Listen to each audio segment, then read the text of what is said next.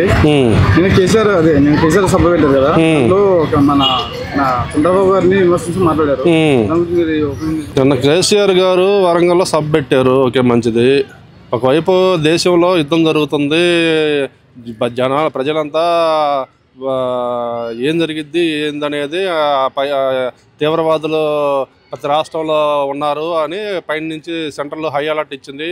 జనాలు ఎక్కువ మంది సమీకరణ కావద్దు, ఎవరైనా అనుమానితులు ఉంటే పోలీసు వారికి సమాచారం అందించండి అని ఒకవైపు సెంట్రల్ చెబుతానే ఉంది. కానీ అదంతా లెక్క చేయకుండా నిన్ను అంతమంది జనాలను సమీకరించి బహిరంగ సభ పెట్టారు.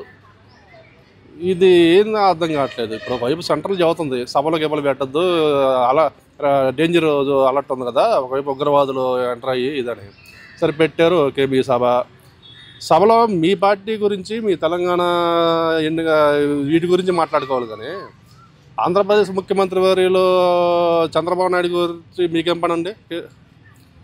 ఇప్పుడు మీ సభలో మీ పార్టీ టీఆర్ఎస్ గురించి, మీ పార్టీ సింబల్ కూడా మార్చారు కాబట్టి బీఆర్ఎస్ గురించి, దాని గురించి మాట్లాడుకోవాలి. లేకపోతే మీ అంటే ప్రజెంట్ గవర్నమెంట్ రేవంత్ రెడ్డి కాంగ్రెస్ గురించో దేనికి మాట్లాడుకోవాలి. గతంలో కూడా కవిత గారు కూడా సేమ్ పవన్ కళ్యాణ్ గురించి ఇలాగే విమర్శించారు. అదే అర్థం కావట్లేదు వీళ్ళకి. ఏకాడికి చంద్రబాబు నాయుడు గారిని విమర్శించడం, పవన్ కళ్యాణ్ గారిని విమర్శించడం ఇదే పని అయింది. మీరు విమర్శించినంత కాలం మీరు ఈ జీవితంలో మరలా అధికారంలో రారని నేను కోరుతున్నాను. గతంలో మీరు చంద్రబాబు నాయుడు గారిని విమర్శించి జగన్ని సపోర్ట్ చేసుకుంటూ వచ్చారు కాబట్టి అక్కడ తెలంగాణ ప్రజలు మిమ్మల్ని చీకొట్టి రేవంత్ రెడ్డి గారికి పట్టం కట్టారు. మీరు మరలా ఇలాగే చంద్రబాబు నాయుడు గారిని టార్గెట్ పెట్టుకొని ప్రతి మీటింగ్లో మీరు ఆయన్ని విమర్శించుకుంటూ పోతుంటే ఆయనకేం కాదు. ఆయన ఈరోజు తెలుగుదేశం పార్టీ జాతీయ అధ్యక్షులు ప్లస్ ఆంధ్రప్రదేశ్ ముఖ్యమంత్రి వర్యులు. ఆయన చంద్రబాబు నాయుడు గారి స్టామినా ఏంది, ఆయన రేంజ్ ఏంది అనేది దేశ ప్రజలందరికీ తెలుసు. ఈరోజు ఒకప్పుడు అన్న నందమూరి తారక రామారావు గారు పార్టీ పెట్టినప్పుడు మీరు కూడా ఆ పార్టీలో నుంచి వచ్చిన వాళ్ళు, అది మీకు సంగతి తెలుసు. ఆ రోజు చంద్రబాబు నాయుడు గారు అపాయింట్మెంట్ కోసం మీరు ఎదురు చూసిన రోజులు, ఆయన శ్రీకాంత్ ఇవ్వడానికి కూడా మీరు ఎదురు చూసిన వీడియోలు కూడా ఉన్నాయి. గతం మర్చిపోతే ఎలాగండి? సరే, ఏదో తెలంగాణ సెంటిమెంట్ మీద ఆ రోజు ఉమ్మడి ఆంధ్రప్రదేశ్ విడగొట్టమైంది. దానిలో భాగంగా మీకు హైదరాబాద్ రావడం అయింది, ఇన్కమ్ ఉన్న హైదరాబాదు. సరే, ఆ రోజు తెలంగాణకి ఎంతోమంది ఆత్మార్పణ చేసుకున్నారు కాబట్టి ఆ రోజు తెలంగాణ రావడం, అది మీ ఖాతాలో వేసుకోవడం, మీరు ఆ సెంటిమెంట్ మీద సీఎం అవ్వటం. ఆల్రెడీ హైదరాబాద్ డెవలప్మెంట్ ఉంది కాబట్టి అది ఇప్పుడు ప్రజెంట్ తెలంగాణ నడుస్తుంది. సరే, అదంతా ఓకే. మీ 9 సంవత్సరాలు చేశారు, మీ పాలన నచ్చకే మిమ్మల్ని పంపించి, మిమ్మల్ని అక్కడ మీ శిష్యుని జగన్ ఇద్దరిని పంపించేసి అక్కడ కూటమి ప్రభుత్వం, ఇక్కడ కాంగ్రెస్ ప్రభుత్వం అధికారంలోకి వచ్చింది. ఇంకా మీరు ప్రతి మీటింగ్లో చంద్రబాబు నాయుడు గారిని విమర్శించుకుంటూ పోతా ఇలా మాట్లాడితే మీరు ఇంకా జీవితంలో మరలా ముఖ్యమంత్రి కాలేరు. రేపు రాబోయే 2028 ఎన్నికల్లో కూడా ఇక్కడ రేవంత్ రెడ్డి గారికి సపోర్ట్ ఉండిద్ది, ఆయనే సీఎం అవుతారు.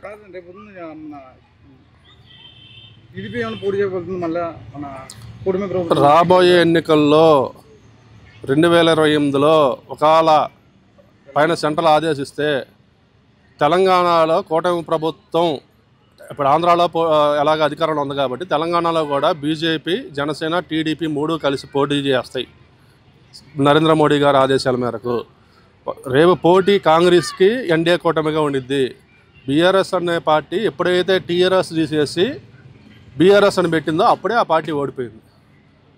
ఇంకనైనా కేసీఆర్ గారు ఇలాగ చంద్రబాబు నాయుడు గారిని టార్గెట్ చేసి మాట్లాడితే కనీసం రాబోయే రోజుల్లో మీరు ఒక్క ఎమ్మెల్యే స్థానం కూడా తెలంగాణలో గెలవరని కోరుకుంటూ.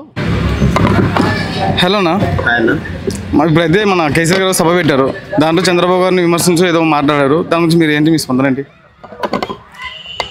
తప్పకుండా అండి, చంద్రబాబు నాయుడు గురించి కూడా మాట్లాడారు, అదేవిధంగా రాజశేఖర్ రెడ్డి గారి గురించి కూడా మాట్లాడారు. ఇప్పుడు రాజకీయంలో ఎవరైతే ఉంటారో ఆ వ్యక్తుల గురించి మాట్లాడడం అనేది సర్వసాధారణం. కొంతమందిని పొగుడుతూ ఉంటారు, కొంతమందిని తిడుతూ ఉంటారు. సో ఏదేమైనప్పటికీ కేసీఆర్లో ఉన్న మంచి గుణం ఏంటంటే మంచి చేసిన వాళ్ళను మెచ్చుకుంటారు, చెడు చేసే వాళ్ళను తిట్టుకుంటూ ఉంటారు. సో ఇప్పుడు వైఎస్ రాజశేఖర రెడ్డి గారి గురించి చాలా ఆకాశం ఎత్తారు. ఎందుకంటే వైద్యం అనేది ఒకప్పుడు దొరకని ఒకప్పుడు ఆ పరిస్థితులలో వైఎస్ఆర్సీపీ నుండి రాజశేఖర రెడ్డి గారు ప్రజలకు అత్యంత దగ్గరగా 108ను చేర్చడం జరిగిందని గొప్పగా మెచ్చుకున్నాడు. అదేవిధంగా చంద్రబాబు నాయుడు కూడా కొంతవరకు తిట్టడం జరిగింది. ఎందుకనంటే గతంలో చంద్రబాబు నాయుడు గారు ఉమ్మడి ఆంధ్రప్రదేశ్గా ఉన్నప్పుడు అనేక సార్లు లెటర్లు ఇవ్వడం జరిగింది తెలంగాణ కోసం. ఆయన స్పందించలేదు. అనేక రాజకీయ కుట్రలు చేసి తెలంగాణను ఆపడం జరిగిందని కూడా చెప్పడం జరిగింది. ఏదేమైనప్పటికీ ఉన్నది ఉన్నట్టుగా చెప్పడం జరిగింది. సో అదేవిధంగా కాంగ్రెస్ పార్టీ నాయకులను కూడా చాలామందిని తిట్టడం జరిగింది. ఎందుకంటే తెలంగాణకు మొదటి శత్రువు ఏదైనా ఉందంటే అది కాంగ్రెస్ పార్టీ అని కూడా చెప్పడం జరిగింది. అది ప్రజలందరికీ కూడా తెలిసిందే, గతంలో కానీ ఇప్పుడు కానీ ఎప్పుడు కానీ. అందుకే ఇప్పుడు కేసీఆర్ మీటింగ్ అంటేనే కాంగ్రెస్ నాయకులకు జాయింట్లు జారిపోతాయండి, మొత్తం ఉచ్చబడుద్ది. అందుకనే కేసీఆర్ గారి పైన చాలా రకాల ట్రోల్స్ అండి, అనేక రకాల ట్రోల్స్ అంటే అనేక రకాల ట్రోల్స్. ఇలాంటి ట్రోల్స్ మన కని విని కూడా ఎరగం. ఎందుకంటే ఆయన ఖాళీ హెలికాప్టర్ ఎక్కంగానే ఆయన తాగి ఎక్కుతుండని ఒకడు అంటాడు. అరే పాపం ఆయనకు కాల్ సర్జరీ అయింది, పాపం ఆయన ఎక్కలేని పరిస్థితి, ఒకళ్ళు చేయి పట్టుకొని ఎక్కిస్తే కూడా ఇట్లా విమర్శిస్తారు. ఓడమ్మంటుండు తాగి ఫామ్ హౌస్లో పడుకున్నాడు అంటుండు. అరే తాగి వాళ్ళ పిల్లం దగ్గర వండుకున్నాడా? ఎందుకు ఇట్లా విమర్శలు ఇస్తున్నారు? తాగి వాడు ఫామ్ హౌస్లో వండుకున్నాడు. ఎందుకు ఇట్లా ఒక 80 ఏళ్ళ వయసున్న ఒక పెద్ద ఆయనను పట్టుకొని ఇన్ని రకాల విమర్శలు ఎందుకని మేము అడుగుతున్నాం. గతంలో కూడా మన కవిత గారు పవన్ కళ్యాణ్ నుంచి ఇలాగ విమర్శిస్తూ మాట్లాడతారు. విమర్శలకి ఎందుకు దారిస్తున్నారు, ఎందుకు విమర్శిస్తున్నారు వేరే వాళ్ళని? ఒకటండి, కవిత అనంటే ఇప్పుడు అదే అంటలేనా, రాజకీయాల్లో అనేక రకాల మార్పులు చేర్పులు ఉంటాయండి. ఇప్పుడు పవన్ కళ్యాణ్ గారితో రేపు తెలంగాణలో పొత్తు పెట్టుకునే అవకాశం కూడా ఉంటుంది. అది అక్కడ రాజకీయ విషయాలపైనే తప్పించి వ్యక్తిగత విషయాలపైన కాదు. పవన్ కళ్యాణ్ ఫ్యాన్స్గా మేము కూడా చాలా అర్థం చేసుకునేది ఏంటంటే కేవలం రాజకీయ కోణంలోనే రాజకీయాలను చూడాలి. అభిమానులుగా మేము ఎప్పటికైనా పవన్ కళ్యాణ్ అభిమానులు, అది బీఆర్ఎస్ పార్టీ వాళ్ళు విమర్శించిన, కాంగ్రెస్ వాళ్ళు ఏ పార్టీ కానండి, ఏ పార్టీ నాయకులు విమర్శించినా మేము పవన్ కళ్యాణ్ గారిని ఒక మాట అంటే మేము ఊకోం. ఇదే విధంగా కేంద్ర ప్రభుత్వం పరిస్థితి బాగాలేదు, సభలు పెట్టొద్దు, మరి ఇంతమంది జనాలు తీసుకోవద్దాం, మరి ఎలా పెట్టేస్తున్నారు ఈ సభ? మరి జనాలు సభ వాస్తవానికి ఎందుకంటే సభ సజావుగా జరిగింది. ప్రజలు కూడా ఎవరికి ఏ గాయం జరగకుండా ఇంటికి వెళ్ళింది కాబట్టి అందరం కూడా హ్యాపీగా ఉన్నాము.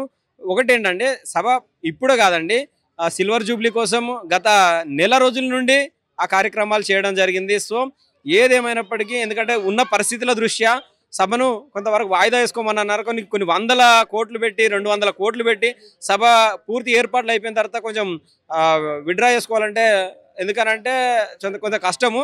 సో దానికి పూర్తి తగ్గట్టుగా భద్రత ఏర్పాటు చేసుకునే సభ ఏర్పాటు చేయడం జరిగింది.